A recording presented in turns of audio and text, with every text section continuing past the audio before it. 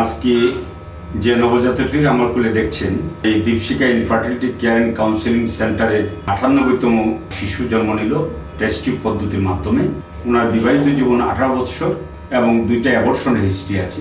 অনেক চিকিৎসা নেওয়ার পর যখন ফল আসতেছিল না, আমার কাছে আসার পরে আমি সব কিছু পরীক্ষা নিরীক্ষা করে পরে দেখলাম যে শিশুটির বাবা টেরাটোজোস্পার্মিয়া ভুগছেন এবং তার মা ডায়াবেটিসে ভুগছেন।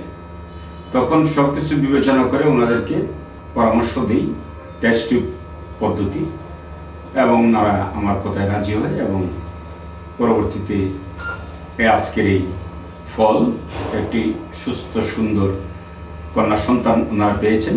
ওনার এই সন্তানের ভবিষ্যতের জন্য যেন সুস্থ সুন্দর স্বাস্থ্য নিয়ে সে বড় হয়, এই আশীর্বাদটুকু করবেন। সবাইকে ধন্যবাদ।